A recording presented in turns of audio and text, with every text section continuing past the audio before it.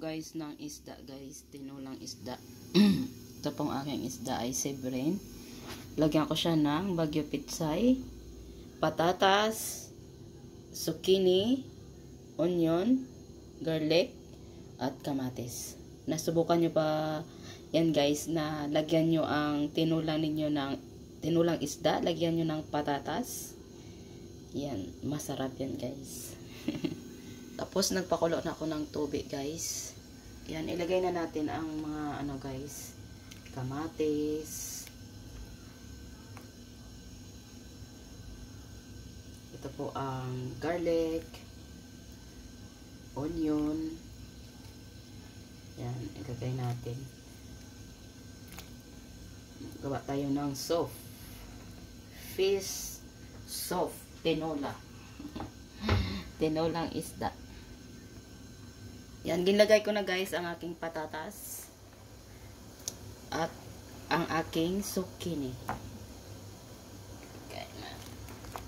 Kain tayo ng gulay. Gulay. Yan, maglagay ako ng black pepper. Lagyan natin ng black pepper guys. Tapos asin.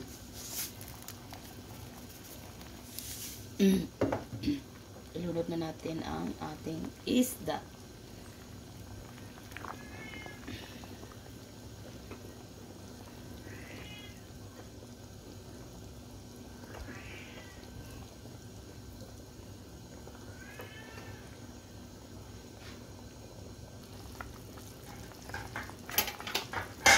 Tinulang isda ang ating ulam. Tinulang isda na may patatas at tawag yun, zucchini. Parang ang zucchini dito guys, parang ano guys, tawag yun yung kalubay, Pilipinas.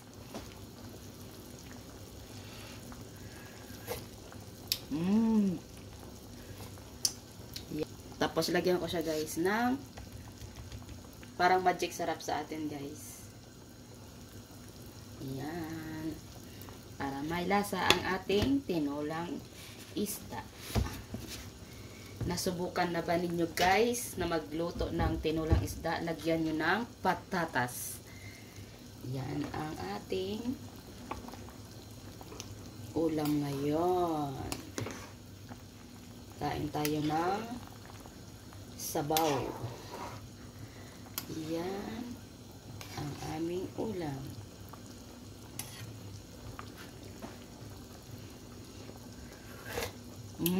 Sarap. Yan ay luto na po ang ating patatas at ano, ilagay na natin ang ating bagyo pitsay. Masarap kasi kung daming gulay. Diba guys?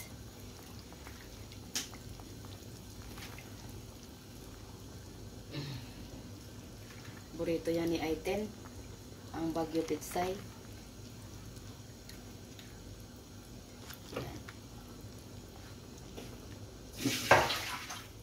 Tapos ilagay ko na din ang aking dahon ng sibuyas. Yan po ay luto na po yan guys. Isirado na natin ang ating ano, kasi mamaya pa kami magkain ni Aiten. Maluto yan din sa ano, sa init ng ang bagyo pitsay guys. Guys, ang ating tinulang isda guys, yan ay luto na po yan guys. Nasubukan na ba ninyo guys na maglagay ng patatas sa inyong tinulang isda? Yan ang aking ulam at ni Aiten. Nakaluto na ba kayo guys? Ito na po ang aming ulam ni Aiten. Tinulang isda na may patatas.